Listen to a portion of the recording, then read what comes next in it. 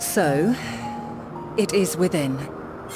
The portal that brought you hither, and will take you home.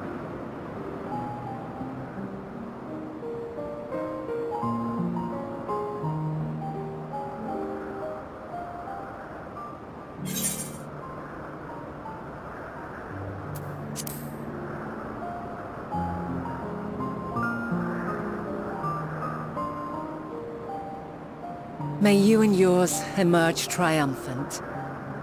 Make use of the knowledge you have gained, that your days in Elpis and our friend's sacrifice be not in vain. With Meteon free to pursue her designs, 'tis only a matter of time until the final days are upon us. We must be ready. From fortifying our defenses to securing our escape, there is much to be done. In spite of this, we cannot allow the report that set this calamity in motion to become common knowledge. Were the masses to learn the fates of the other stars, I fear the situation would spiral out of our control. I must carefully consider who can be trusted and bring them into the fold.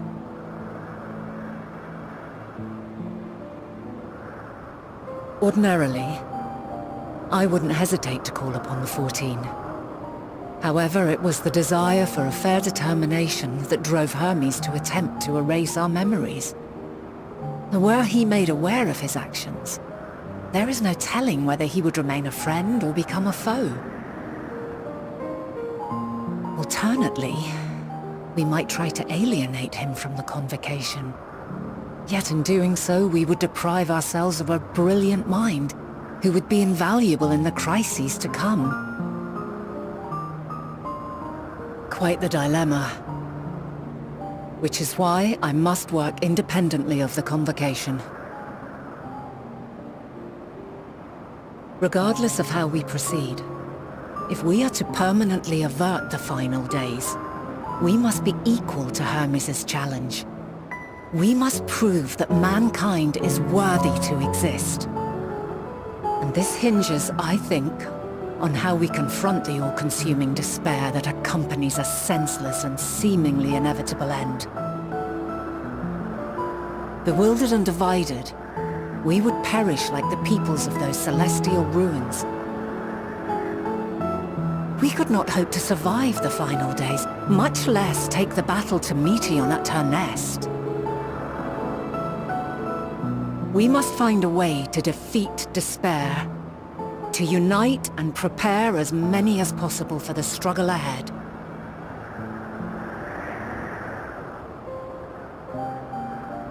Heavy will weigh the burden of guiding this legion of souls. Yet I have faith in mankind's potential.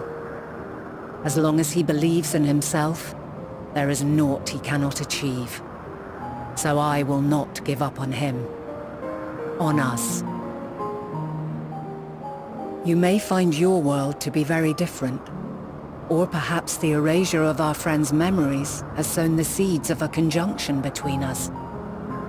We cannot know until the moment is at hand. So shall I strive to do my best, taking naught for granted as I walk my path.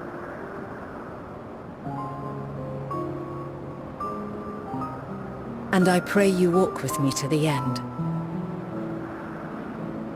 As you move forward, so too will I, as will all, resolved to fight for the morrow. And when mankind has found the strength to stand against despair, we shall silence the song of oblivion. She who sings it will learn our journey is far from over. This I promise.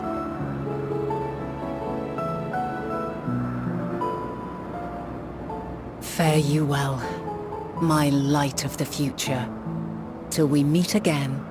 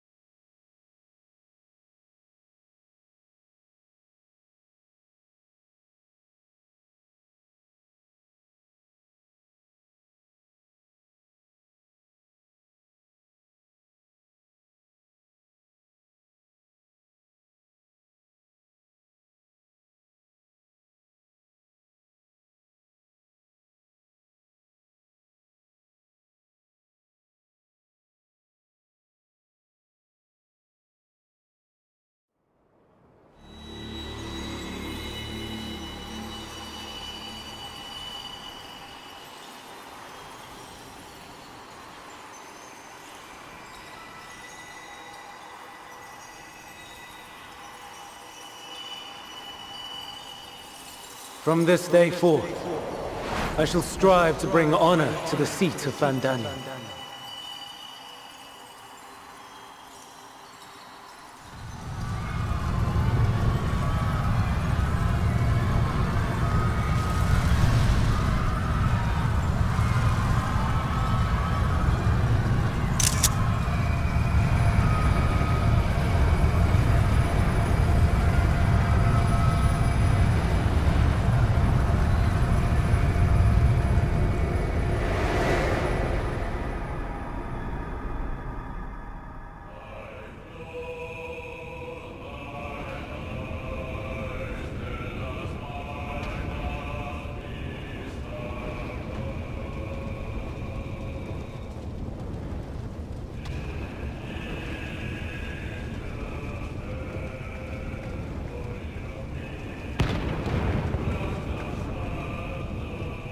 Even now, I remember standing there, locked in a moment where the sky is aflame.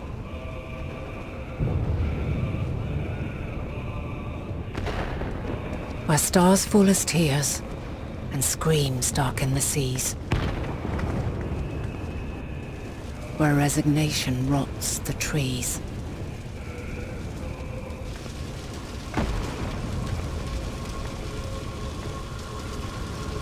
Where terror twists magics into abominations. Such is the lament of they who have gone before. The song of they who tried and failed to create a better world. The song of the end.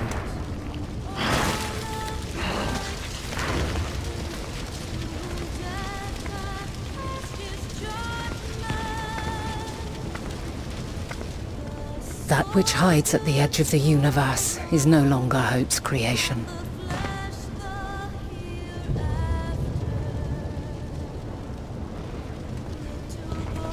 It is hopelessness incarnate.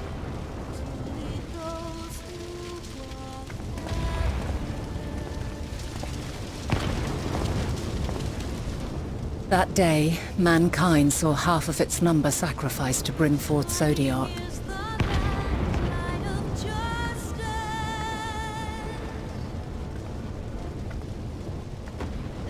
And covering the star in a shroud of ether, we forestalled the final days.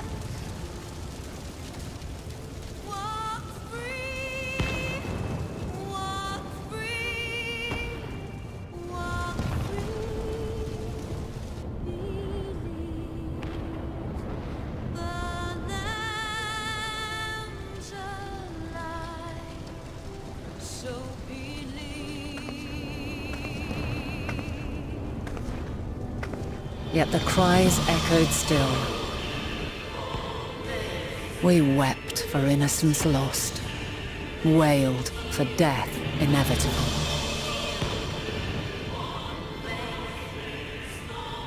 A reality too terrible to bear.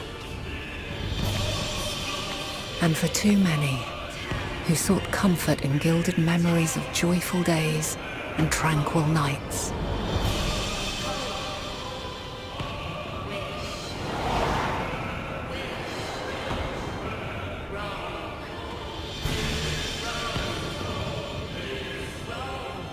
This is all wrong!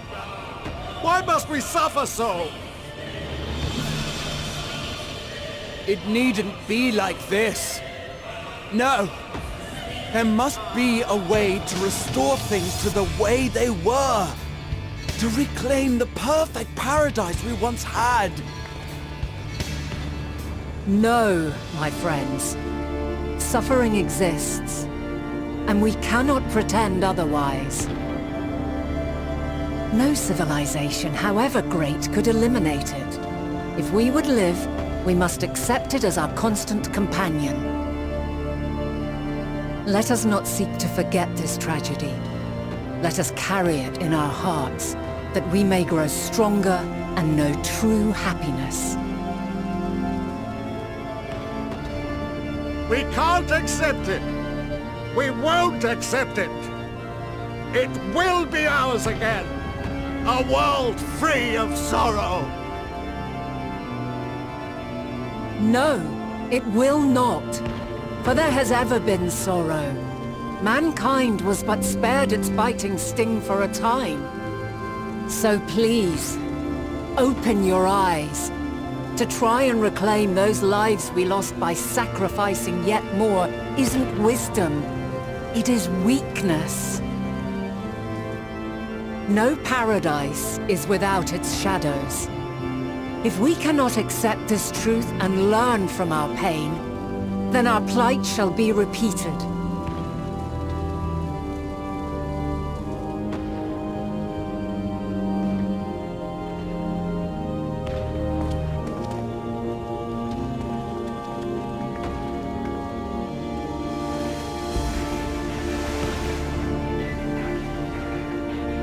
O mighty Zodiac! God, born of our boundless faith, we bid you, hear our prayer! Accept this offering of lives, and deliver unto us the lives we once had. Deliver unto us the days of old, the days when the star was a font of love, and we knew naught but bliss.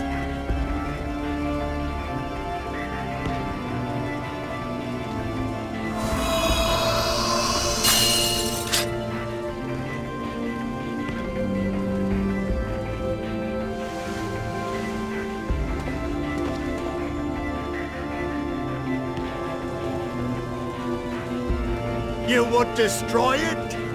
Our beautiful world?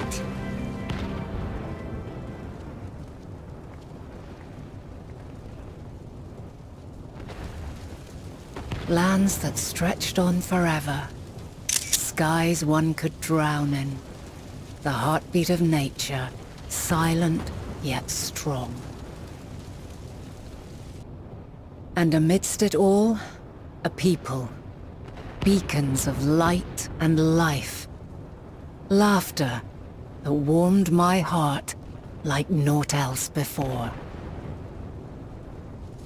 They are my meaning and my purpose. My love. In spite of, or perhaps because of this, I choose to believe in mankind's potential, in his ability to find a way forward. So let there be no way back. From that temptation, I sunder us.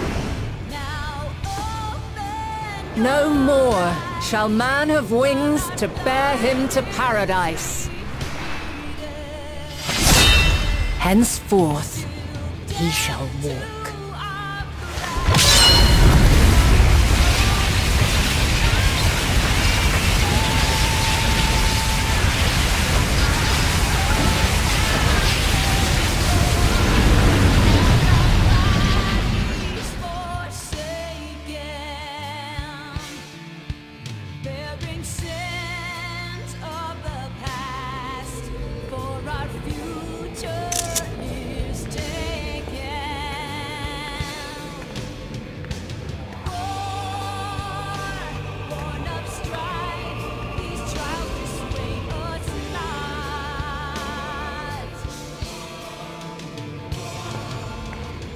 All is excruciating pain.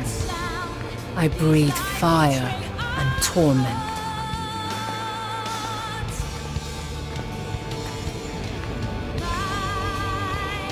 I birth a world of suffering to mire and plague.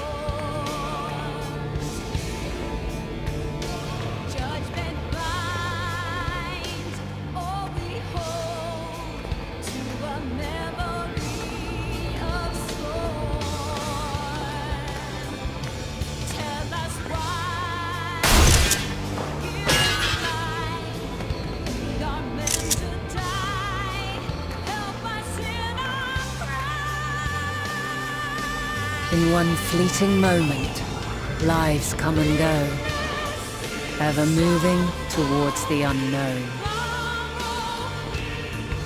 And in that fleeting moment, they cry for the answer to the question. Why, given life, are they meant to suffer, to die?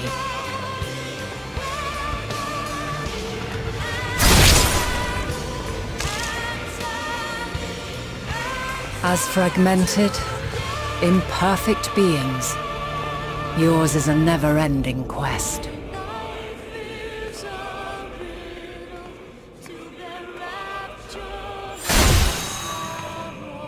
A quest to find your purpose, knowing your end is assured.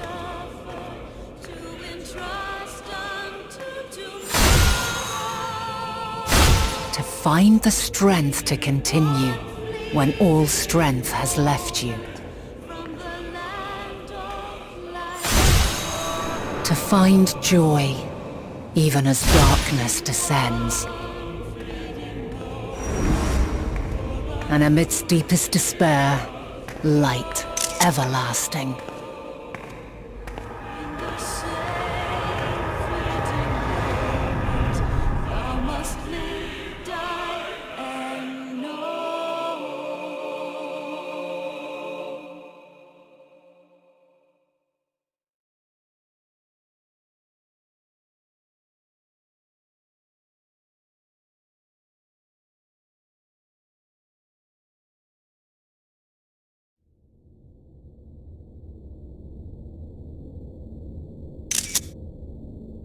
A conjunction has begun to form, an intertwining of your time and mine.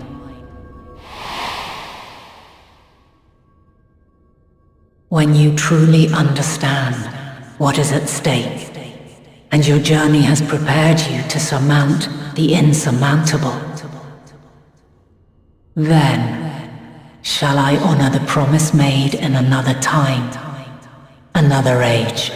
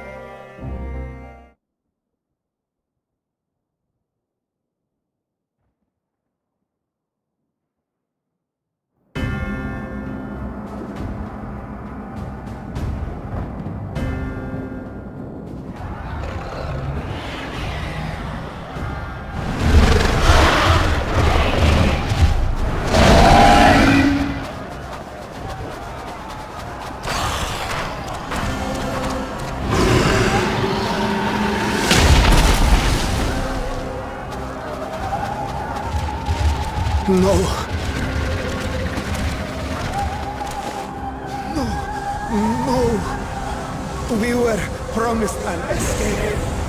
Not to save you, we fled.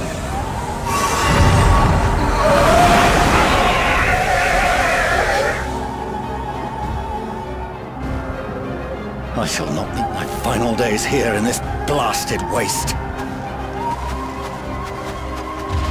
Calm yourselves! Your panic is our greatest enemy. Come, we must build a line of defense.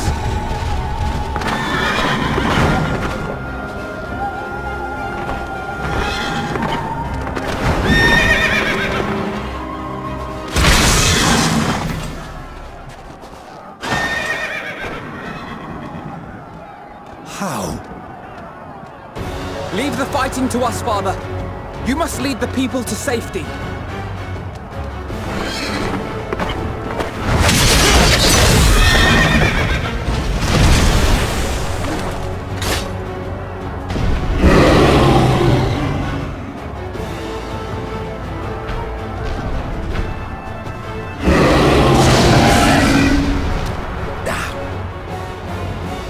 I can handle this pair.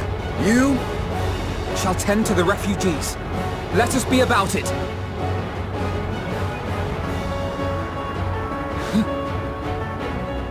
As you wish, my little lord.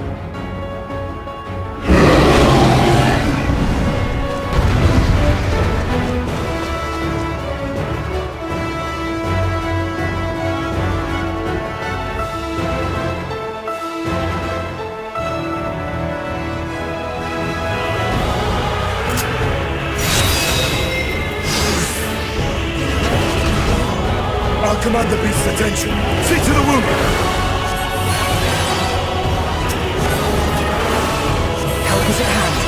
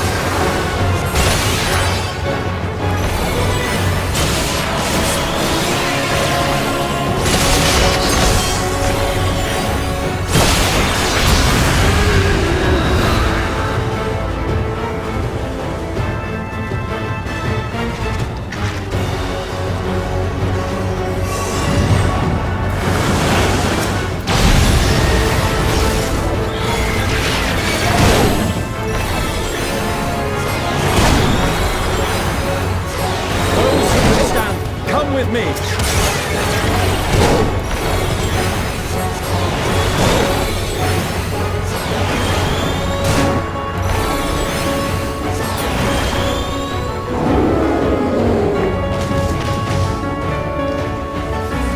Easy now. Deep breaths.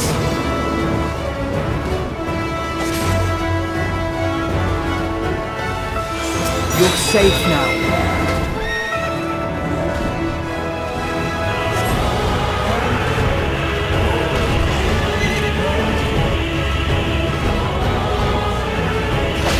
Worry not for the refugees, but for yourself.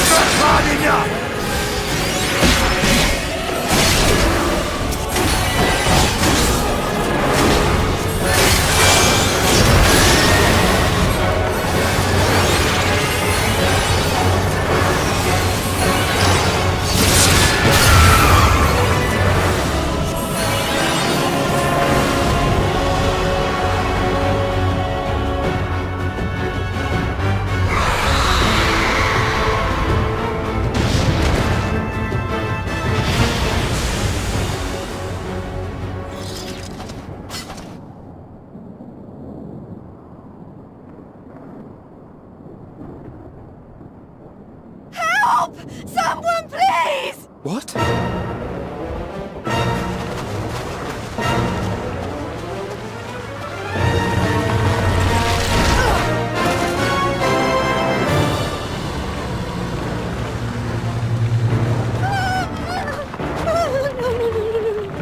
Don't. I don't want to die. Forward! Let not a single fiend escape!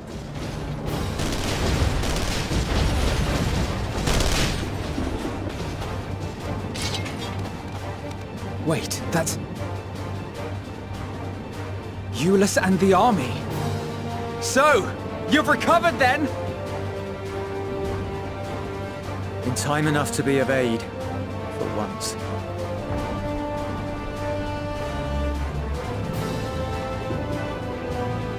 We can speak of it more later.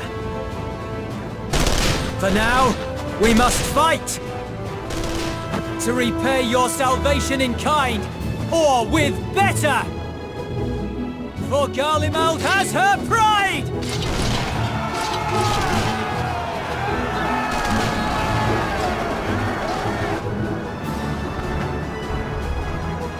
Of that I've no doubt.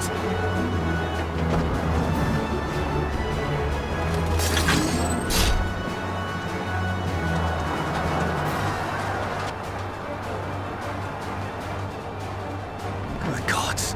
Of all possible saviors, the Imperial Army. Oh!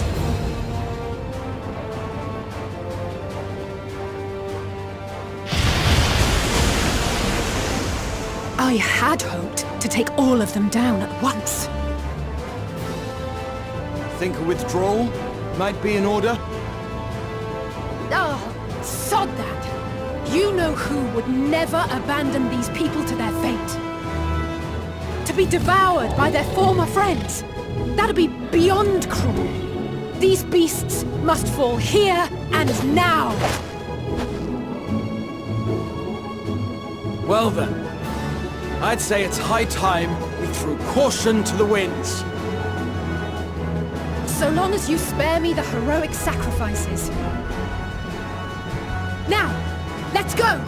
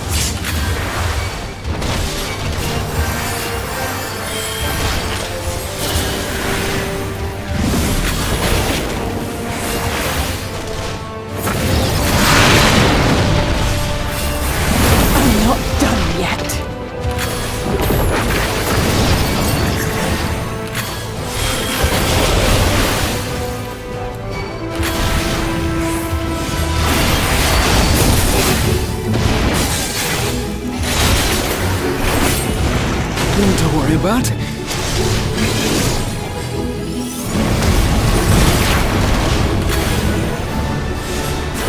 air crackles with energy. Find cover!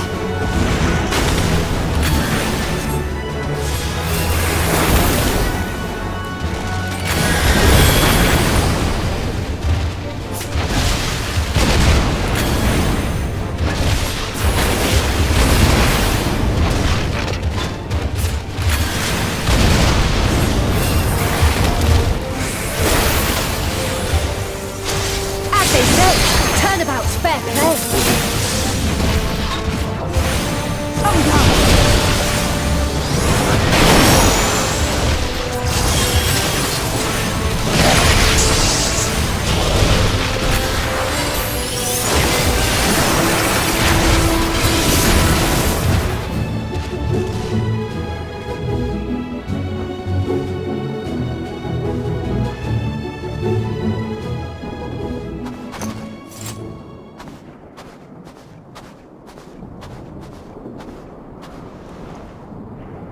There's not the barest trace of ether. Maybe there really is no way to bring them back.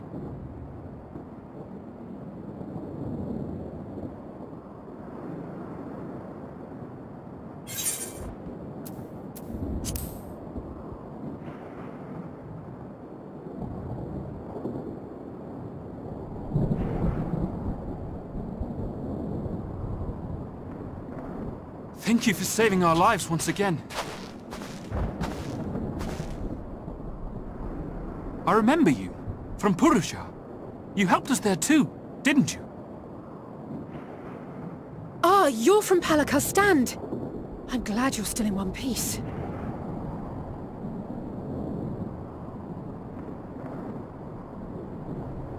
Or you will be, once I see to that injury of yours.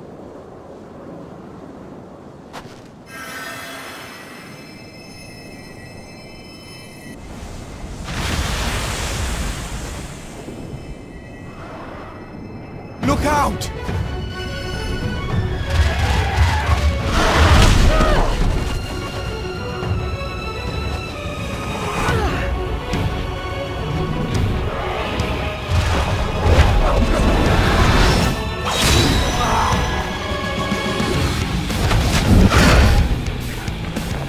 Get out of here! Quickly!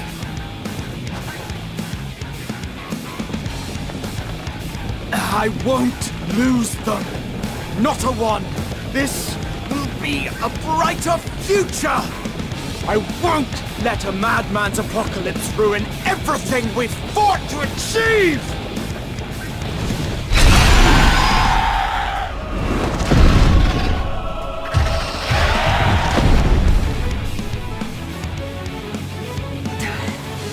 Get it together, Alizé. You're embarrassing yourself. And in front of Father, no less. You might never measure up to our champion.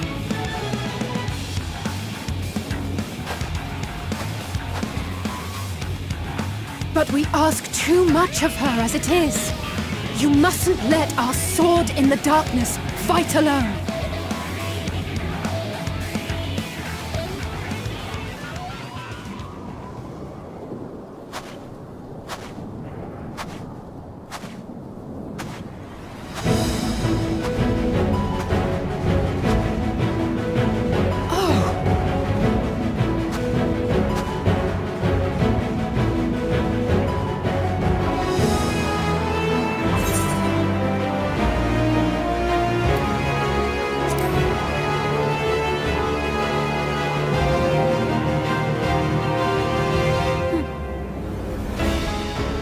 I can look after myself, you know.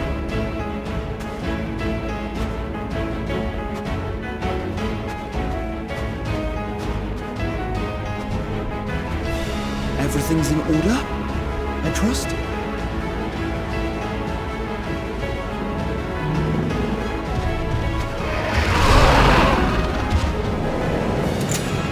I've had enough of this rabble!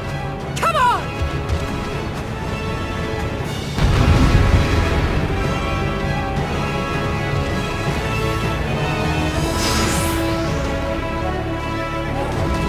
Oh, Brio for the ages!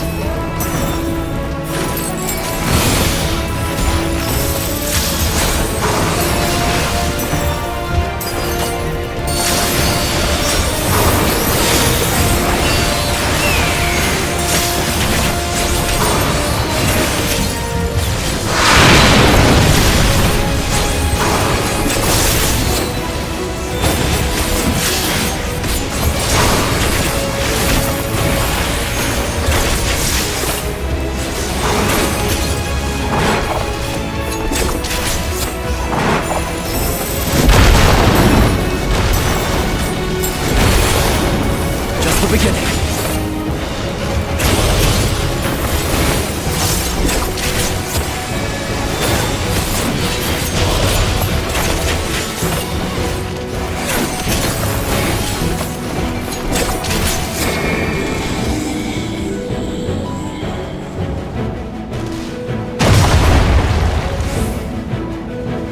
I had a feeling I'd find you. This should be the last of the worst trouble. With me!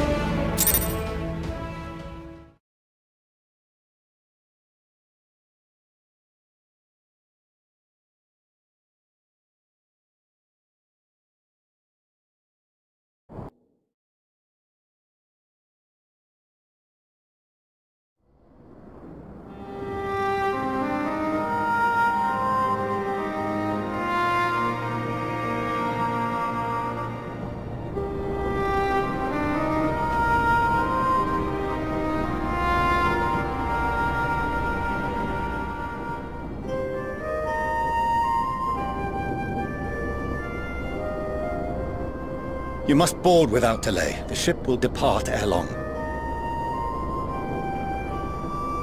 Your offer to host us in Sharlayan is most appreciated. But will the final days not soon fall upon it as well?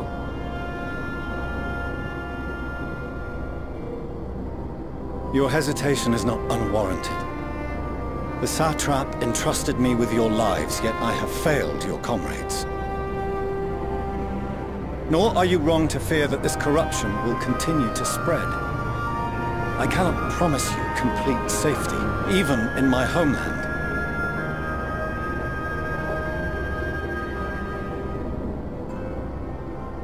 What I can promise is that I will do all in my power to protect you.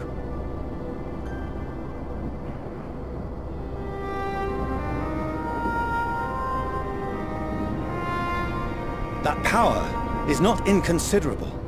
Even now, my countrymen are preparing the vessel that will deliver us to a sanctuary on the moon. Join us on our journey there, and beyond, to new horizons. Come to old Sharlayan. Please.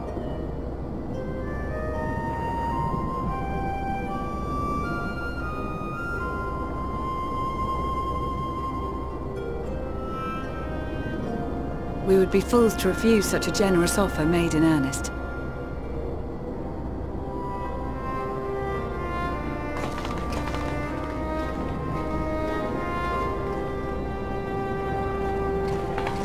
It seems they've a new destination. The people of Radzat-Han have known too much suffering. The march to Garlemald will only bring them more, short though it may be. I quite agree. Fortunately, they have you to look after them. Yes. Well.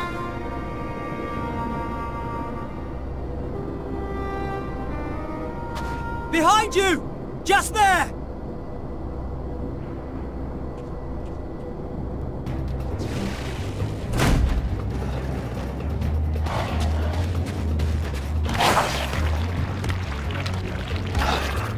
More of them.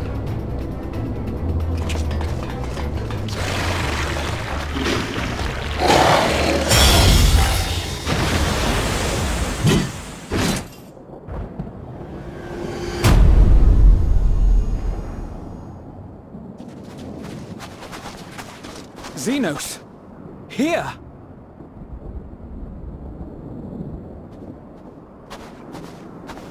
You'll be all right. Hurry to the airship.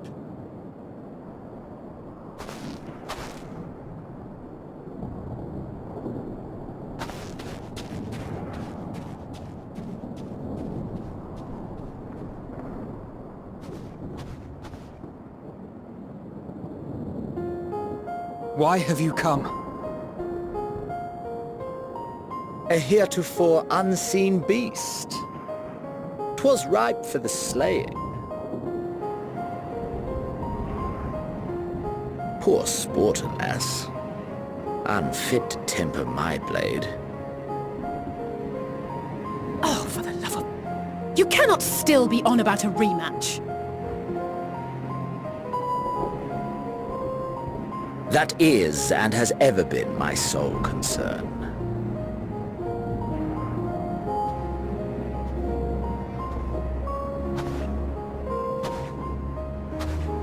You, on the other hand, are fixated on a different quarry.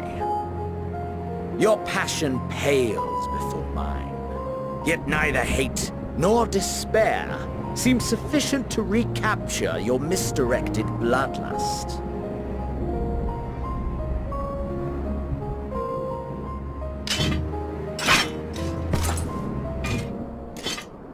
So, I hone my blade, and I wait.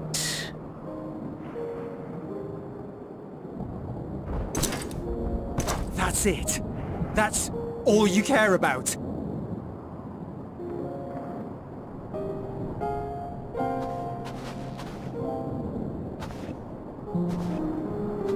Garlemald is in ruins. Our homeland, the nation you rule, is as good as gone. Along with so many of its people. Not just soldiers like us. Not only those who fought and killed for power and duty. Innocent civilians.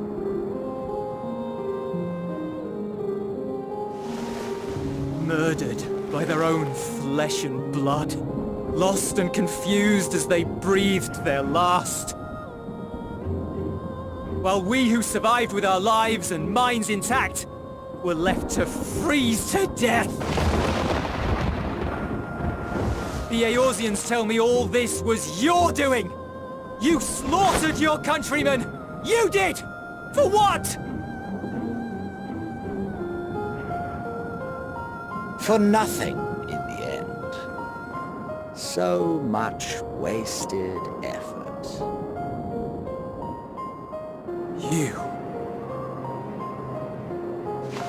You bastard! For your own sake, Eulus, you must control your anger. It will serve no one should it consume you and see you transformed.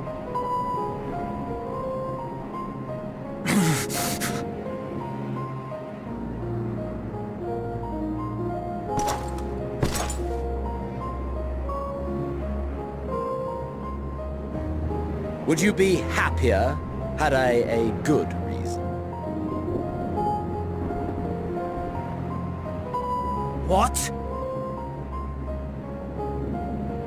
If my motives met with your approval, would you no longer resent the outcome?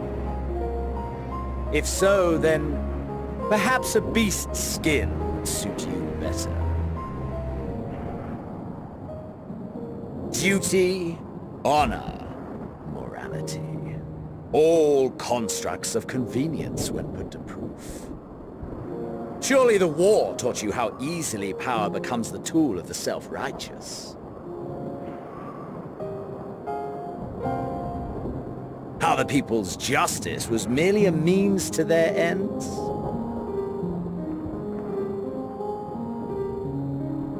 Yet you would ask me why. Ask any creature of this star and those above for answers, and they will tell you what suits their fancy. And they would be right to do so. What meaning there is to be found in the petty vicissitudes of your existence must be gleaned by you, and you alone.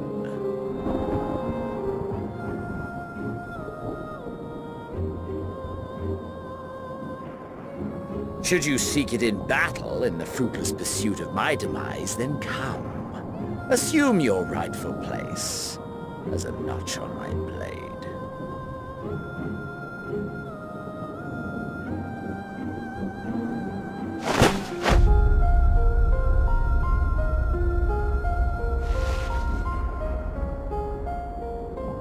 You are a blight on the Garlean race, and there would be no more satisfying way to expunge it than by beating you to death.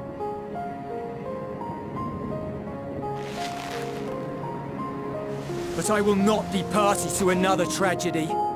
I refuse to lose anyone else because of you. So go. Go!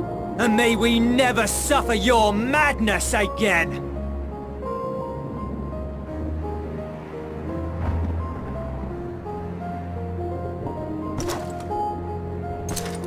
Xenos!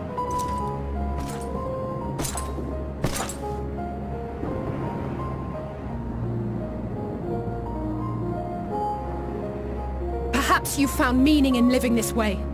I cannot deny you found strength. Yet if you only pursue your hedonistic pleasures and pay no heed to the plight of others, then no one will give you the time of day. You will never get what you want. Not even the battle you pine for so dearly. You'll be alone for an eternity, and you'll deserve every agonizing second of it.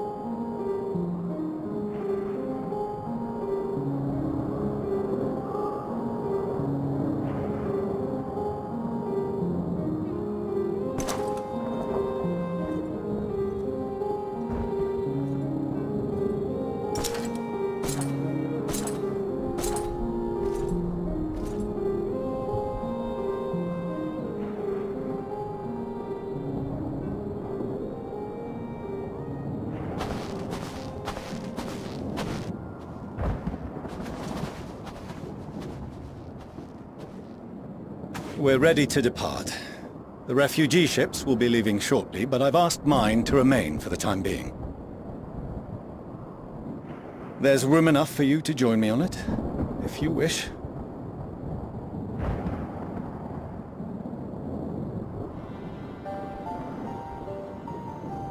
Do contain your surprise. I needn't agree with the Scion's methods or intentions to acknowledge that their deeds are deserving of gratitude. We appreciate the offer. But might I ask why you are delaying your departure? I presume it is not solely for our benefit. I must visit Garlemald ere we return to Sharlayan.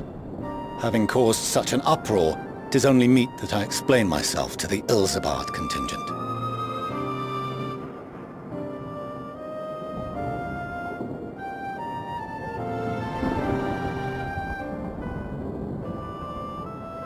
Allow us to accompany you then. We should be glad to facilitate, given our familiarity with all concerned. If you would like to join as well, Eulus, we can speak of recent events on the way.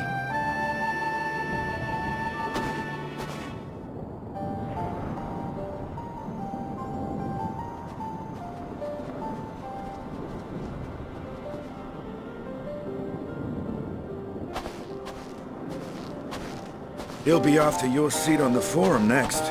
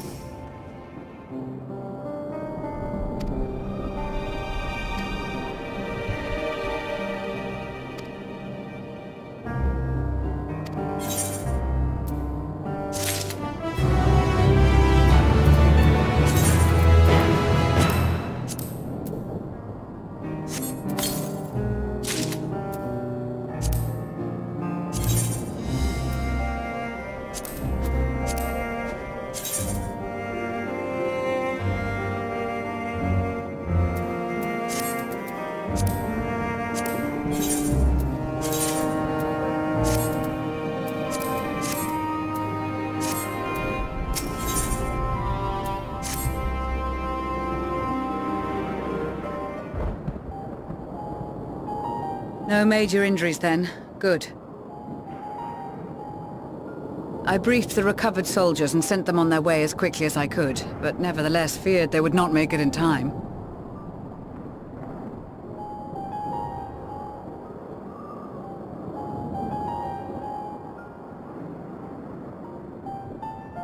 The additional support was invaluable. Your men saved more than a few lives.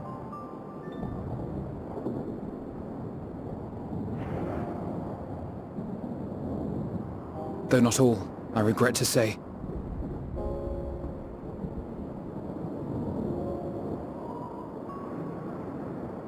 I take it that I'm addressing Lucia Junius.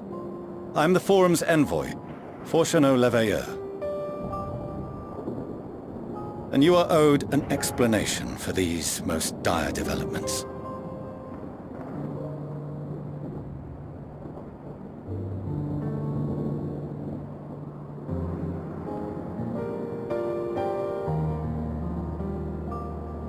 Another trial wrought by the final days. I was beginning to suspect as much. You doubtless feel some consternation having been forced to abandon your original plan. But trust me when I say you were right to send the refugees elsewhere.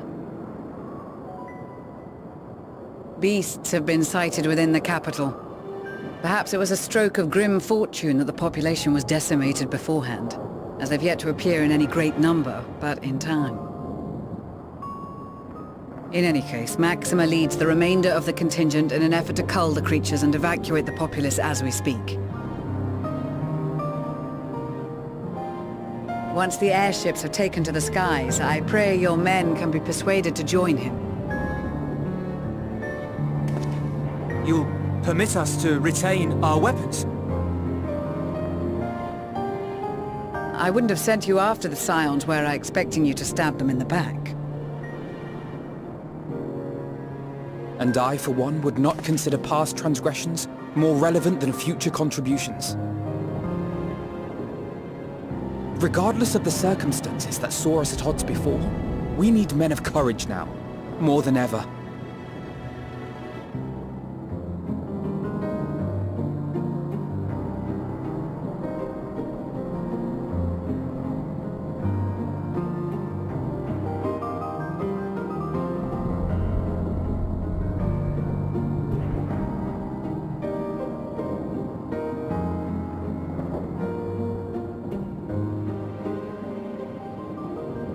We swore to defend Garlemald, and so we shall.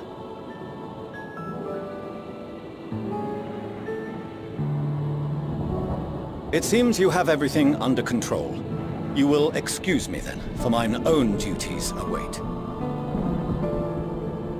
A moment, Master Fortuno. You did desire to express your appreciation for services rendered, did you not? I did. Though if you intend to again ask that Sharlayan alter its course, you will find my gratitude insufficient. 'Tis nothing so onerous. I wish to hear the details of this grand endeavor of yours.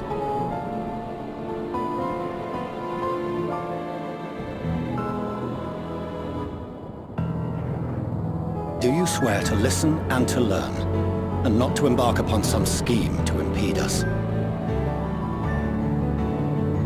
I swear.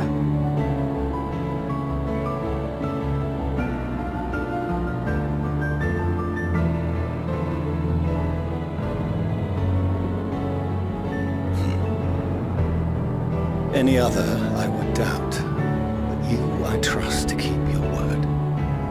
For not once have you broken it. Very well. I will request that the Forum make you privy to our plans.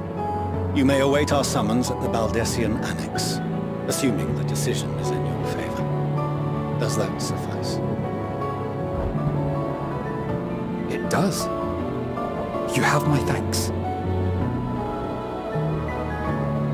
Excellent. You can regale us with tales of your most recent sojourn to the First while we wait.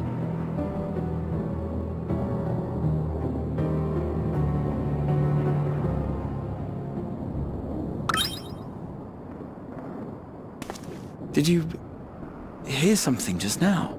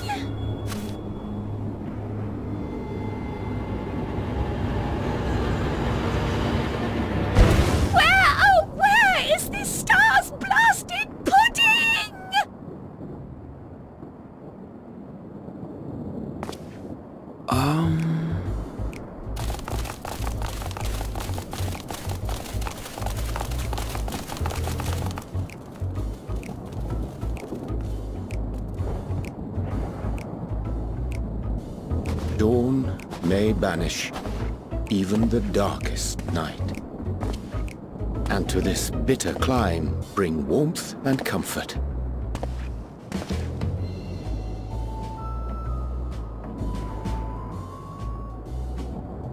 'Tis heartening to see such an assembly upon my return. I thought often of you whilst I looked down upon our star's brilliance from the moon above. Yes, but what are you doing here? And dressed like that? Aren't you cold? Verily, I fear for my health should I proceed to expound upon our purpose ere I procure more suitable garments. Then allow me to summarize. We're here because none of you lot are up there. Nor has anyone deigned to send word about any changes in the plans. It's rude, is what it is. At least that's what I thought at first, but then folks got to wondering if you weren't in a spot of bother, so we decided to take matters into our own hands. Come down here and help, if our help be needed. So she says, but it's also something of a convenient excuse to visit Etheris. Oriange made it sound absolutely marvelous. More so before the impending doom, but still. And it's not like there will ever be a better time. What with the aforementioned doom? Marvellous, they say, yet not an ounce of pudding to be found. I must suffer Uriange's inferior works no more. Hey! Maybe consider the plight of present company before you go blathering on about pudding and doom? Ahem. As I was saying, should you require any assistance with whatever, we are at your disposal. We were born from Hydaelyn's love for the lives of this star, so naturally we would much prefer to see them continue. Twiddling our thumbs up on the moon is hardly conducive to that, though, is it? Not when you've all got such precious thoughts and feelings and hopes for the future deserving of more active preservation. Speaking to Oriange made us realize that while we've carried out our duties to the letter, we've failed to fulfill them in spirit. From there, it was just a hop, skip, and a jump towards resolving to do better. So please, show us how. Help us help you.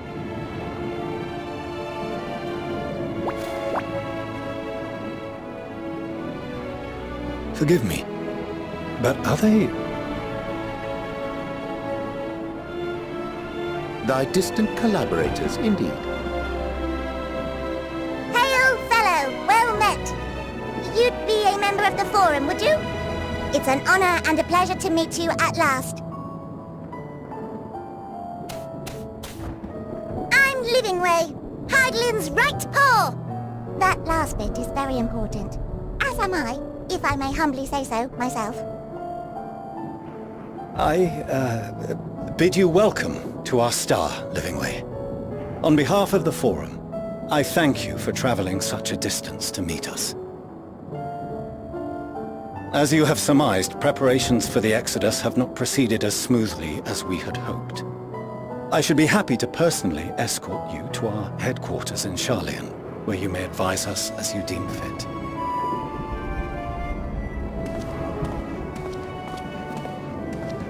'Twas with reluctance that I set aside the great work of readying the moon for habitation. Be assured that I did so only after the Loperites made plain their earnest desire to come hither, and I myself felt a growing certainty that their contributions here would prove invaluable.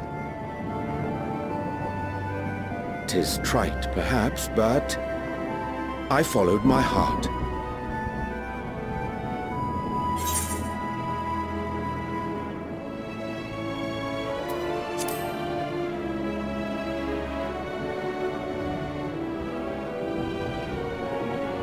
For a time, at least.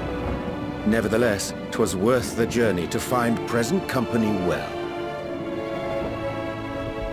Wilt thou attend us at the Forum and lend thine own wisdom?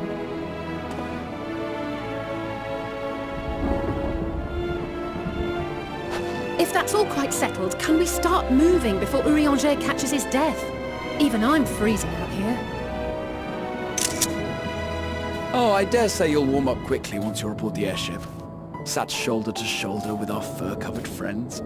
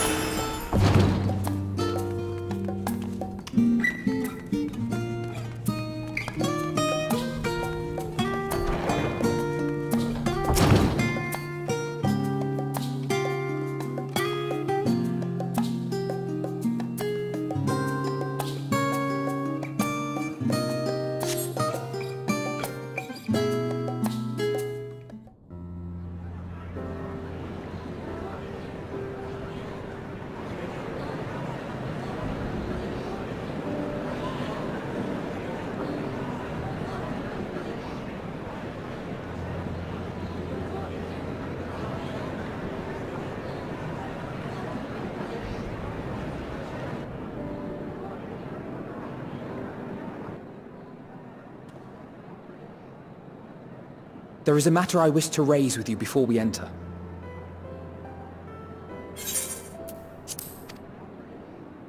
We are here to listen and to learn. But if the Forum's plans are more or less what I expect, then I should like to make a proposal that will serve our ends. By your leave, of course.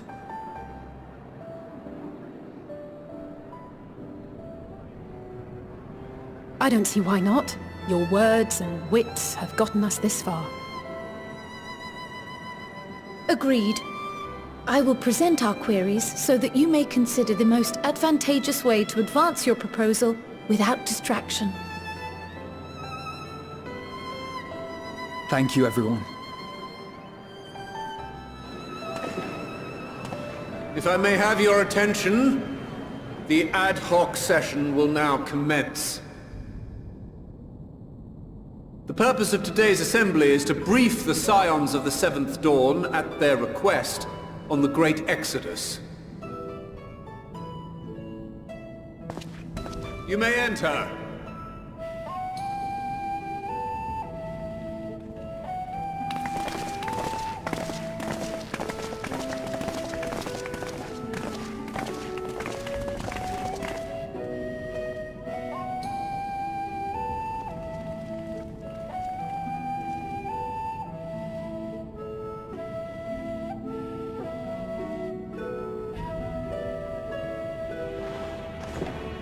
On behalf of the Forum, I commend your heroic actions on the Magna Glacies.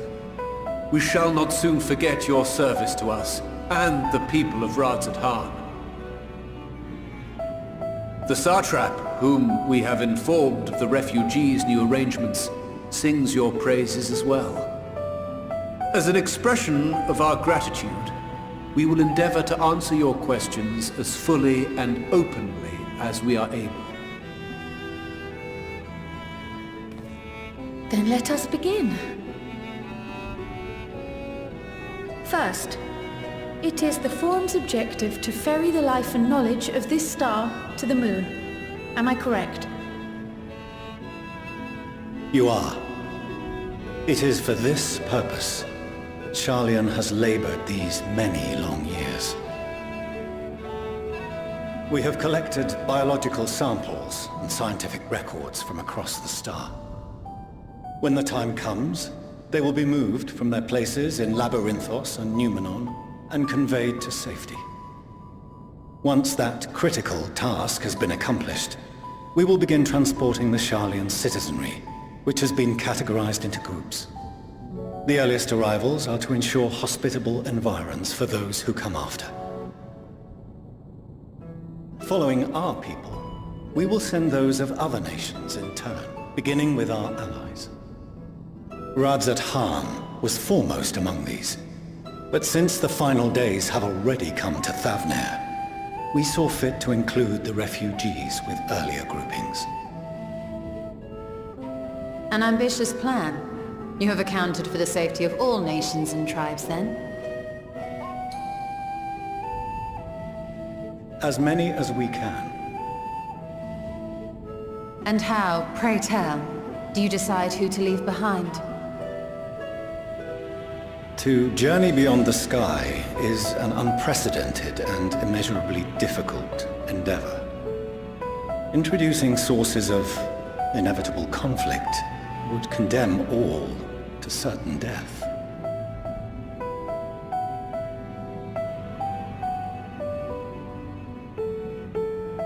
Questions as to the validity of that approach aside, are your plans proceeding apace? We're under the impression that your primary means of celestial transportation is incomplete.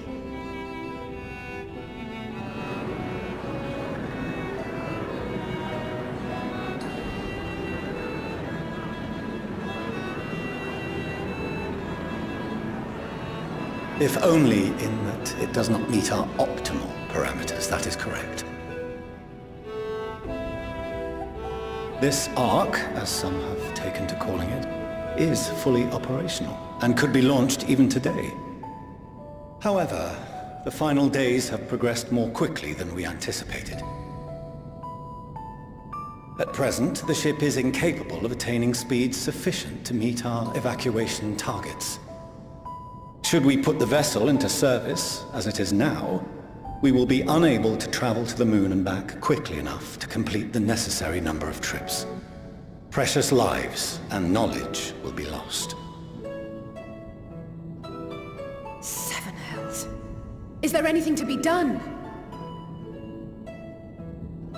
The ether burner, the primary means of propulsion once the craft is in the space between stars, is undergoing testing to determine whether it can be made more efficient. Though cargo is being loaded for the initial phase of the Exodus, we are prepared to continue our experimentation up to the day before launch, should it prove necessary.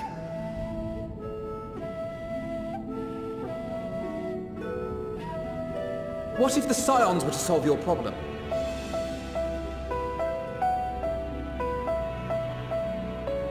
We shall help devise a means to improve the ether burner's efficiency, on 2 conditions. If we succeed, you must allow us to meet with Hydaelyn.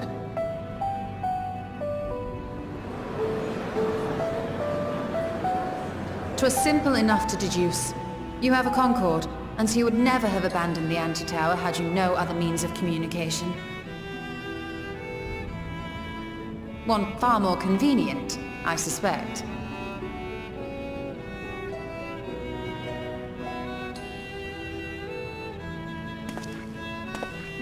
The second condition, also to be met upon our success, is that we be permitted to propose another use for your Ark.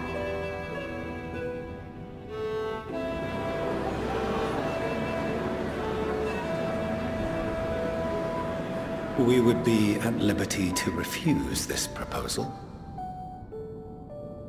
Of course. If we cannot prove its merit to the 99 here, who are we to stake on it the lives of all peoples of this star?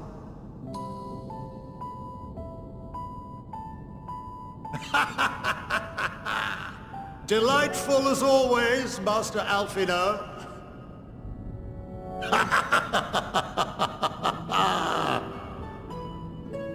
Oh, we couldn't have asked for a finer plan. Allow us to solve this complex engineering problem of which we were entirely unaware until moments ago. What could possibly go wrong? The satire writes itself.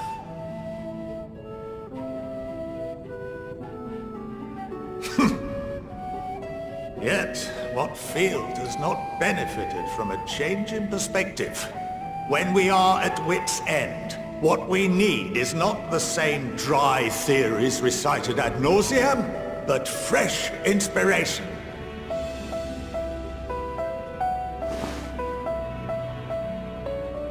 I, for one, have faith in my erstwhile students to provide it, and I find their terms to be perfectly acceptable.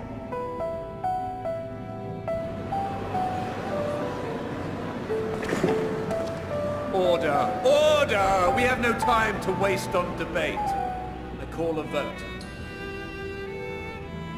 All in favor of agreeing to the Scion's terms?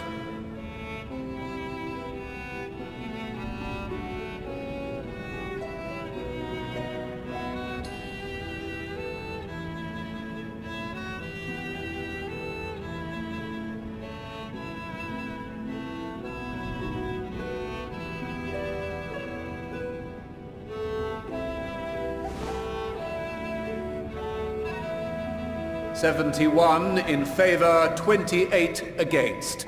The ayes have it. Fortuneau, as the architect of this project, you are the best candidate to show them its current state. And bear in mind that regardless of your personal misgivings, this is the will of the Forum.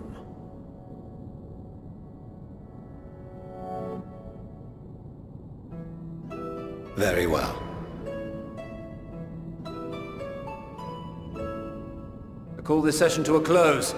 Return to your tasks with urgency. The final days wait for none.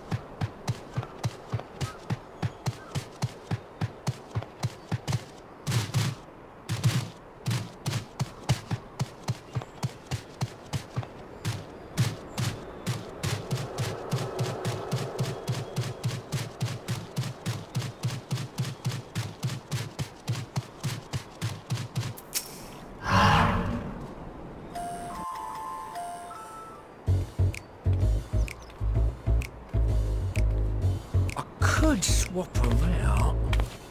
No, been there, done that. Down near lost me eyebrows. Think, Coco, think! We'd be well on our way to paradise. Visionaries patting themselves on the backs for their grand accomplishments if you'd only think! Yes, that does sound rather lovely. Yeah! I mean, Master Force, you know, what a pleasant surprise. We're not blasting off already, are we? The schedule remains unchanged, for better or worse.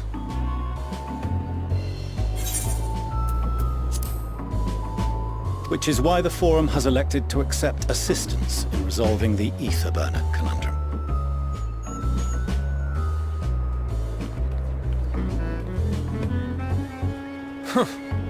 Not seen you lot down here before. There are Archons among their number, but engineering is not their expertise. Nevertheless, the Forum concedes the slim possibility that they may have insights to offer.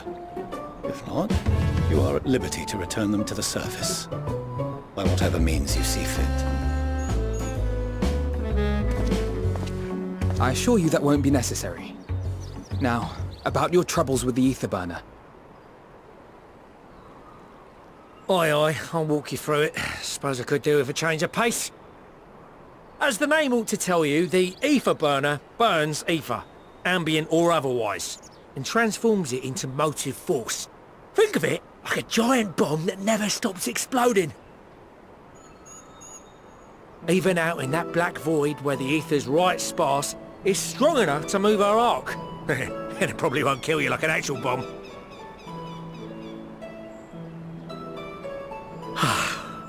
But it ain't perfect.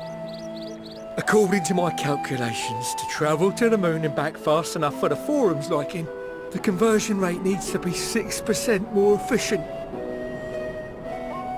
A measly 6%, you say? But if I could have squeezed even another 0.6 out of it, don't you think I'd have built it that way in the first place? Hast thou consulted with the Loperites? Yes, they too are conducting their own research, for lack of a ready answer. The moon's propulsion systems are considerable, naturally, yet they are commensurately massive. It is no easy feat to convert their technology into an efficient means of propulsion for a teeny tiny toy boat, as they say, and as I most certainly do not. Yes, exactly! Damn it all, I asked for refined adamantite and they send me uppity rabbits with inscrutable, ancient, incompatible technology! You're trying to drive me mad! Do you speak of Allegan refined adamantite, perchance? You know of it? Only in the most general terms, I'm afraid. 'Twas an alloy of Allegan make, but the secrets of its production were closely guarded. As I recall, the record stated it was vital to Dalamud's construction and launch. Aye, that's the stuff. No material more conductive far as I know. Slotting some in's like blowing up a dam and watching the river of ether come rushing through. Ain't a living soul that knows how to make it though. We were fortunate enough to salvage some for the ether burner, just a wee bit, mind, from a chunk of Dalamud that came hurtling into the Northern Empty during the calamity. With more, well, that extra 6% efficiency would be child's play. It's a crying shame that we've no other sources. Surely the many shards of Dalamud scattered throughout Eorzea would suffice. Why not get the refined adamantite from them? Oh, we tried, believe you me. But only a few specialised pieces would have had any in them to begin with.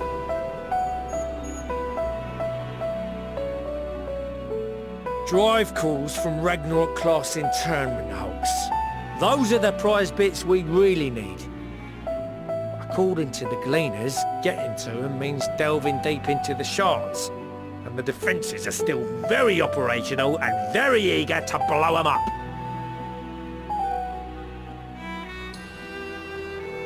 It's rough going in there, even for the cream. Not sure they'd make it out alive. Weren't we near that part of the Ragnarok when we went to destroy Bahamut?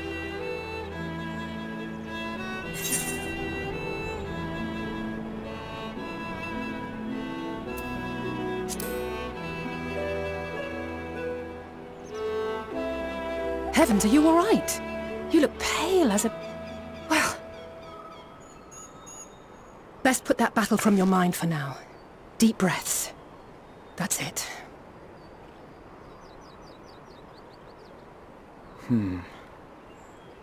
There are multiple internment hulks in Eorzea alone, so handling this ourselves may not be the most efficient option. Rather, if we could salvage adamantite from the shards simultaneously...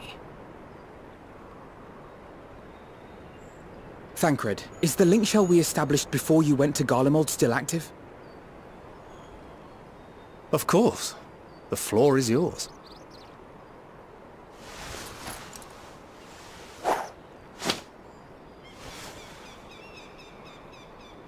What's all this? Gathering firewood, so to speak. We alone can accomplish little, but joined by others, we may yet build a bonfire to carry us heavenward. This is Alphino. The Scions have need of you.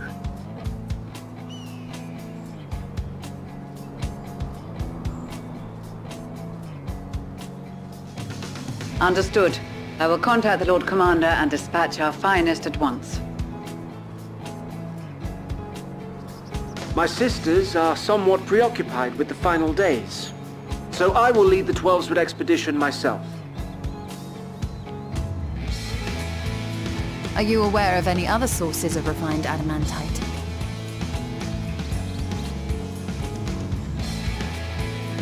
Logically, such an invaluable alloy would have been utilized solely where absolutely necessary, in components intended to conduct or collect surpassing amounts of ether. Any extant instrumentation or devices would have likely found their way into the hands of etherologists or enthusiasts.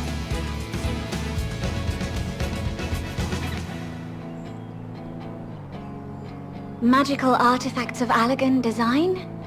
The Eastern Alliance will send word to one and all.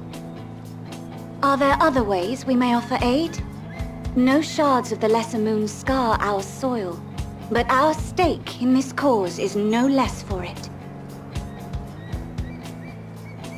Is there anything in Othard that might be of use to you? What did you say? Oh, you got friends in far places, lad. Anyway, if you're offering, I wouldn't say no to one of those Far Eastern sacred relics. Some of them can hold enough ether to summon a whole damn primal. Combine a source like that with the ether burner, and 3, 2, 1, kaboom! I gather you heard his explosive enthusiasm. Might you secure us a suitable relic? It shall be done. I know little of machines, but I promise we will do our utmost to gather the materials you need to finish your starship. I am glad for the work, in truth. Better to busy oneself than wait and fret over disasters foretold. Then why are we all still standing about yapping? There's plunder for the taking, and I'm a born plunderer. I'll be an old Charlian before you know it. Start mixing the grog! I'm certain that can be arranged. Thank you all, and do be careful. Just like that. Aye, just like that. Our refined adamantite is on its way. Now let us consider our next steps, shall we? There's yet much to be done.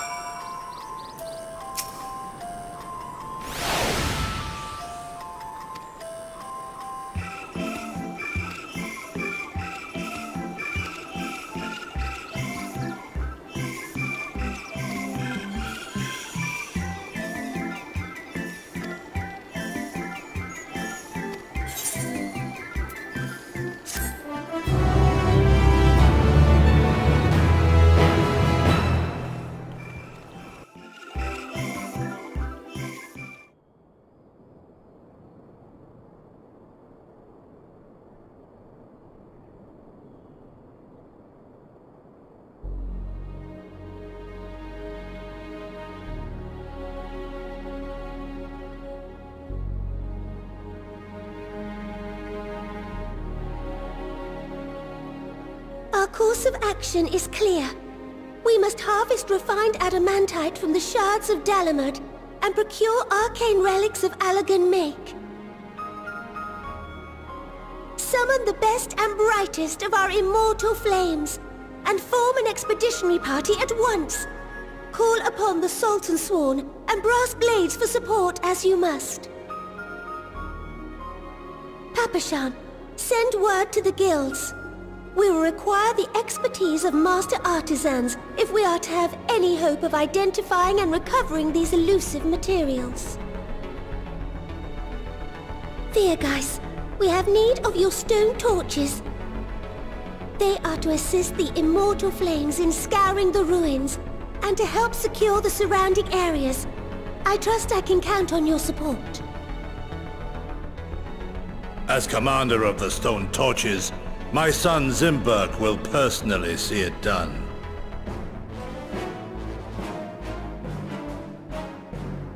Pippin, I would have you lead the raiding party. Assemble your finest, and with Tizona's blade clear the way.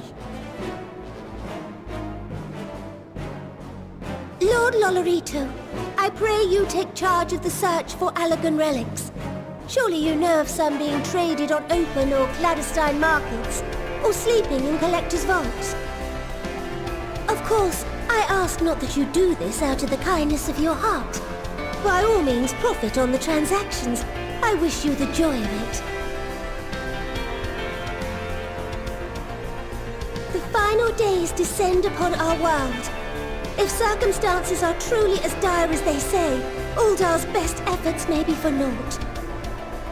And yet, when we Eorzeans rose from the ashes to rebuild our broken realm, did we not learn one simple truth?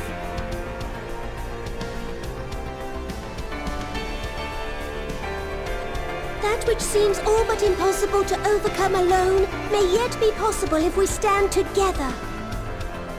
It was the Scions who united us then, and it is the Scions who call upon us now.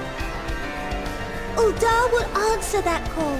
We will summon our courage and join the fight for our world's future. You know your duties. I, Nanamo Ulnamo, 17th in the line of Ul, bid you good luck and Godspeed.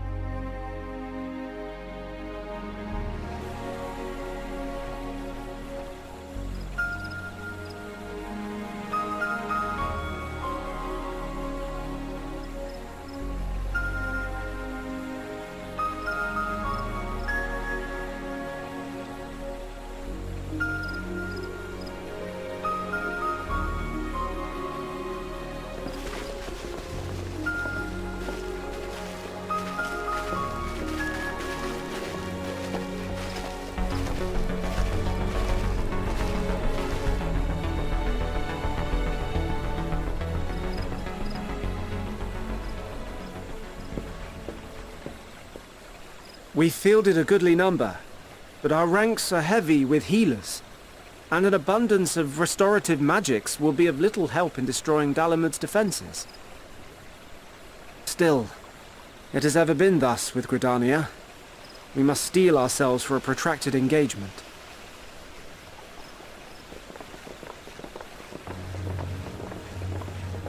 In that case, might I suggest taking us along?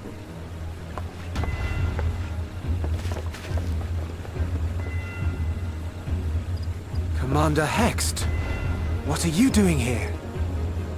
None of the shards in Girabania are big enough to hold an internment hulk. So we said to ourselves, why not lend our neighbors a hand? We thought you might be short on people with a talent for breaking things.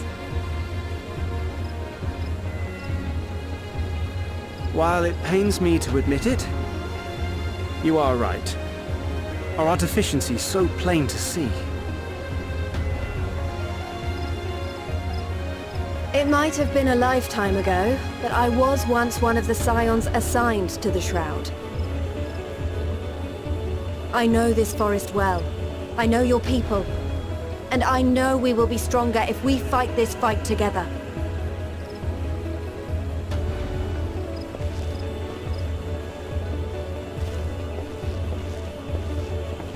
Then I will impose upon you with a clear conscience.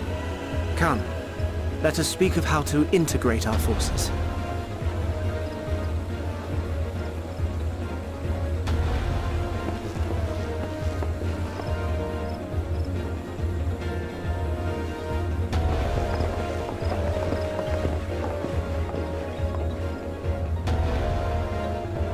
I won't let it all be for nothing.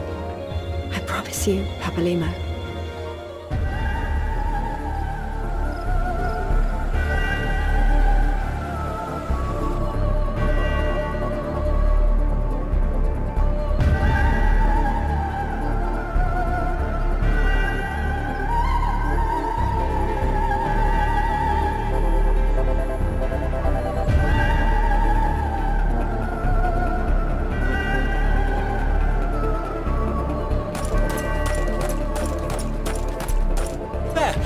There you are! We've no time to waste, brother. Everyone has already...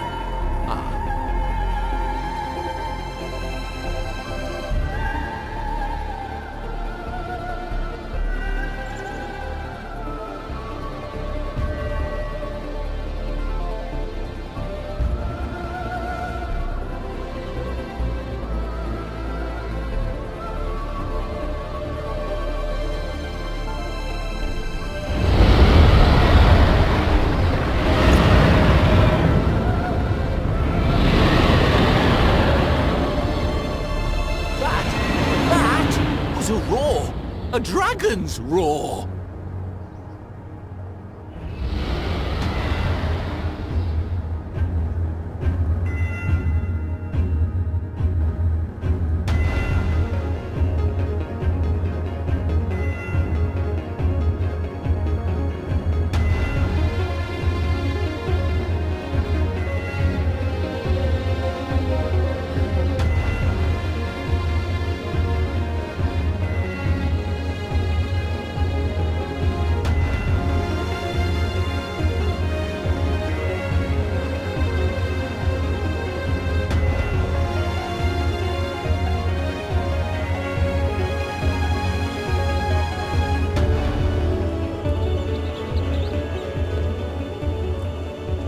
And so, in summation, the Eastern Alliance, as well as the Honourable Lord Lolorito himself, reached out to me for assistance in procuring these treasures of the divine, and I, in turn, do beseech the Confederacy for aid.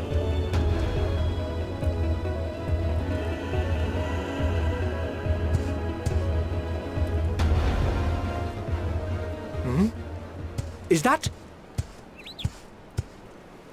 Hancock? What a surprise this is. And a fortuitous one at that. I have a favor to ask, you see.